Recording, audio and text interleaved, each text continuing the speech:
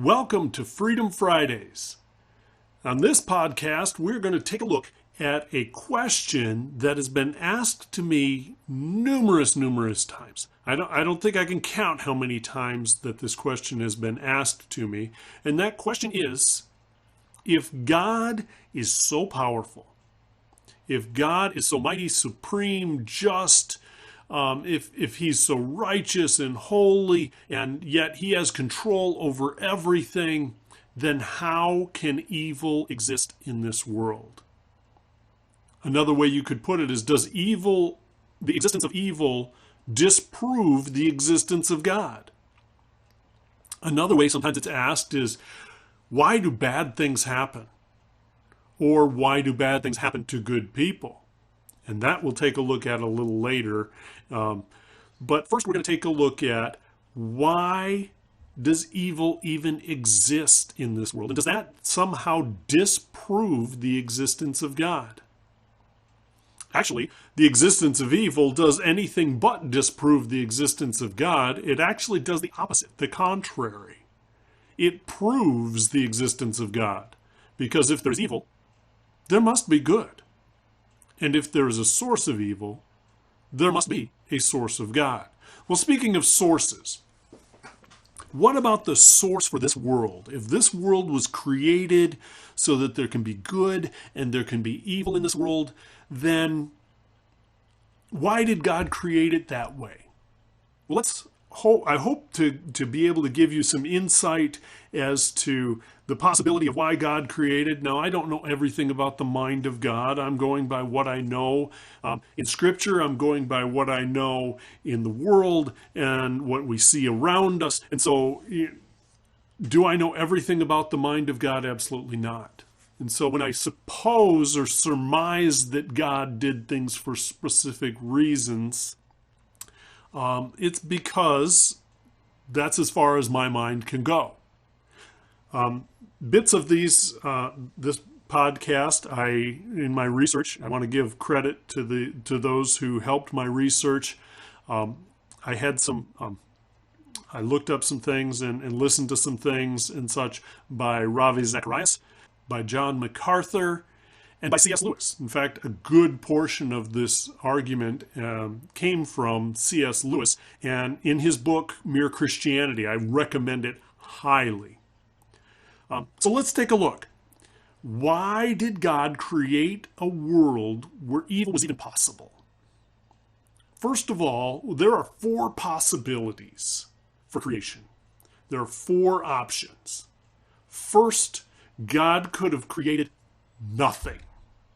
He could have just stayed the way he was, totally content with himself, in the existence of the Trinity, if he so desired, and he just could have decided, it's too much hassle. I know what'll happen. It's not worth it. I'm not going to create anything. That's a possibility. Obviously, he didn't do that. Secondly, God could create a world with no such thing as good or evil, an amoral world, a world with no moral implications, no moral options. Nothing in it is good, nothing in it is evil. Inherently, it's just there. And things just happen. It would be kind of like creating the animal kingdom, but no people. Things just happen for whatever reason because they're wired that way. Thirdly, God could create a world where we would only choose the good, or only choose the outcome that he wanted. It's kind of like when our kids play with toys, whether it be cars or Barbies, or, we've got girls at our house, so Barbies and Polly Pockets and those things, and they play with them, they speak for them, they move their arms, they move them around in different situations and circumstances, but they have no option to do anything for themselves. The fourth option of creation would be a creation where God would create a world with the possibility of good and evil with the freedom given to us. Those are the only 4 options. Those are the only 4 possibilities. The thing is, the only place where grace exists, the only place where love exists, is in that fourth option. Love does not exist in any of the other options. It cannot exist in any of the other options. We all strive for love because God has made us to want and to need love. It's built into the fiber of our being. It's an element and longing of our creation. We want love. In fact, the presence of evil demands there is a God. There would be no such thing as evil unless there was a standard of good. You can't say something is bad unless you have a standard to define that that thing is bad. I go back and forth with a gentleman that I talked to about this. And he tells me, about this good man. And I say, well, hey, hold on. Who says that that person's a good man? What is the criteria? And in his mind, it's his mind. It's his own choices, his own thoughts that define whether someone is good or bad. But that's a slippery slope. If you have different thoughts and you have a different definition of what's good than I have of what's good, oh boy, we're going to have some conflict at that point. So the very presence of evil demands that there has to be a standard for what's good and what's evil. And that standard was in the creation in the beginning. God said, you can do this and you can't do that. And so that is the standard. God is the standard. That's the only place a standard can come from, because there is no possibility of a subjective standard. Or it just isn't possible to have it dependent upon circumstances, dependent upon people. It has to be way out above us. Otherwise, that standard is not going to work. The only way that we can have a standard of morality or good is because God gives that standard. So this world that we live in is the only one where we can see good, the only one where we can see evil, the only one where we can see love, because of our free will. So the question begs, how can evil be a part of God's will? If God willed this to be this way, with good and evil existing, how can that evil be a part of God's will? Well, let's explain it a little bit this way. Things can be in accordance with your will in one way, but not in another. You say, well, that doesn't make sense. I don't understand. Let me give you some explanation and some illustrations of that. So I have children. And I can tell my children, I want you to keep your room clean. That's my will. My will is that you keep your room clean and tidy. However, they have freedom. I've given them the task not only to keep it clean, but they have a free will, just like I have a free will. And so they have a choice to keep their room clean or not. You say, well, that's not a choice. You should discipline them. And, you need to have consequences and loss of privileges and other things. And yes, those things do happen. But those things don't force them to keep the room clean. If that were the case, then I'm not going to show you around, but then my office would be a lot cleaner than it is. So would probably yours, or your garage, or someplace that we usually have something messy. The fact that we give something an option gives them the option to choose against our will. We give a choice. Our will gives the freedom to do contrary to our will. If we give something an option, it gives them the freedom to choose. There may be consequences. There will be consequences, one way or the other. Some of them positive, some of them negative. Some of them rewards and some of them disciplinary. But there's that option to choose. Making something voluntary for some to choose, making something voluntary allows for some to choose and others not. We have a voluntary military service in this country. Some choose to serve in the military, and if you're one of those people, thank you. God bless you for that, for thinking of us in front of yourself. Thank you very much. But some choose not to for a various host of reasons, just as varied as the reasons to go into the military. But there's an option. It's voluntary. If something is voluntary, then there's that option also to choose not to. Going to work is voluntary. You say, no, it isn't. My boss doesn't give me an option. I have to show up for work Monday through Friday at this time, and then I get out at this time, and I have lunch break at this time. It's not voluntary. Yeah, it is. Nobody's going to show up at your door in the morning, drag you out of bed, throw you in the shower, scrub you up, rinse you off, brush your teeth for you, shove some food in your mouth, drag you off to work, and force you to actually do the processes that you have to do at work, whatever that may be. Nobody's going to force you to do that. It is voluntary. You have the option. If you want to get a paycheck, you will follow what you're asked to do. But you still have the choice to stay home, stay in bed, and don't have a paycheck. Or stay home, stay in bed, and burn a personal day. You have that option. It's voluntary. Does that mean that your employer doesn't want you to show up? No, of course, it's their will that you would show up and do the work that you're asked to do every day. That's how they make the business run. The business wouldn't run right if people didn't show up and do exactly what they needed to do every day. So it's the will of the employer that you show up and you do your work. But you still have a freedom to choose not. That's not inside their will, but you have that freedom. Just like my kids had the choice to leave their room like a disaster area, and that is not within my will. I don't want them to do that. But I gave them the option.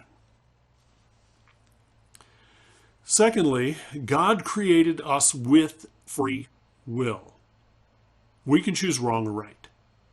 God gave us that option. He gave us the option to choose wrong or choose right or choose right or choose wrong. If someone is free to be good, they're also free to be bad. He gave us that option. The fact that he gave them the option in the Garden of Eden to choose to obey or to disobey, to love or to hate, that's their option. He planted that tree right in the center of the garden and said, I don't want you to eat of this one. I've given you all these other options to eat of, and they're wonderful, they're beautiful, they're great for food, they're healthy. Don't eat this one. I don't want you to eat this one. And now they have the option, obey or disobey. That's free will. Free will makes the possibility of evil even possible. Without free will, there is no possibility of evil. There's no possibility of even choosing it. So if God knew, and if God decided that we should have free will, why did he do that? Well, again, free will is the only thing that makes possible any love, goodness, or joy worth having. You say, well, prove it. I can love God without him giving me free will. No, I don't think you can. Think about it this way.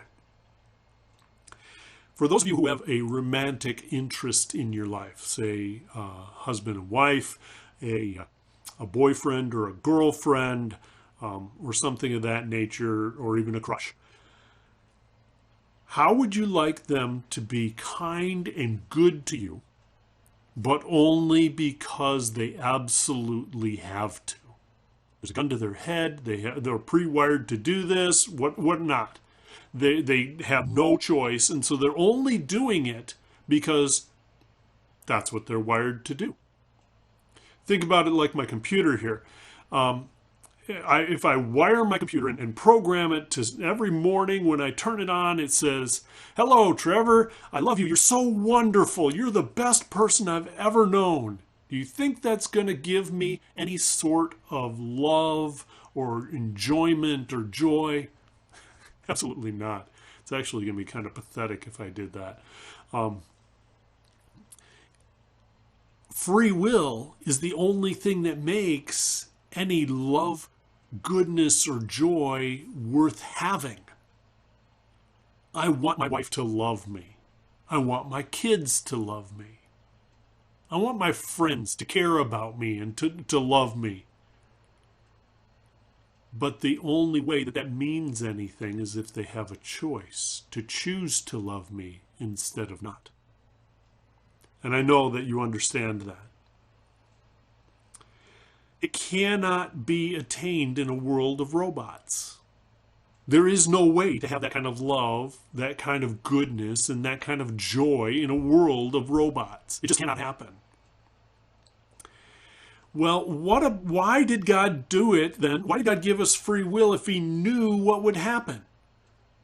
You know, God is all of these omni things that we talk about, his omniscience, all-knowing, his omnipresence, he's everywhere, his omnipotence, he's all-powerful, he's supreme, he's the one in charge of everything. Then why would he give us, if he knows, I'm going to create this being, and it's going to choose evil,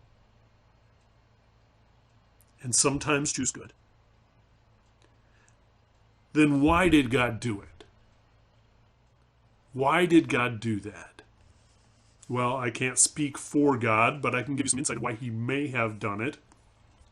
First of all, obviously, he must have thought the risk was worth it. He must have thought that it was worth it to make the option of evil in order to give the option of love and grace and forgiveness and goodness and joy and mercy and all of those things. He must have thought it was worth it. So you might disagree with God and you might say, well, I don't think it's worth it. I think it's way too high of a price to pay. Well, you can choose to disagree with God. He gives you that freedom. He gave you that freedom. He's actually the source of your ability to reason and disagree at all. He's the one who gave you the ability to even reason, to think, and even to disagree with him at all. See, because of that, you cannot be right and God wrong. Now, you can be wrong and God right, but you cannot be right and God wrong, because you cannot have a power of reasoning greater than his, because he is the source of your reasoning. He is where your reasoning even came from. So you cannot reason somehow more powerful or more righteous or more good or more thought-provoking than God. It's impossible. It's like a stream going uphill. Streams don't flow uphill. The source has to be greater than the outcome. And we are the outcome. When you argue with God, you're actually arguing with the one who gave you the ability to argue at all. He gives you that ability at all. Without him, without his giving you free will, you wouldn't even have the ability to disagree. So then, why would he do it? Because he thought that the option of having love and grace and goodness and forgiveness and joy and mercy in this world was worth it. Well, next time we're going to continue this study. I hope you come back next Friday. And thank you for listening to Freedom Fridays.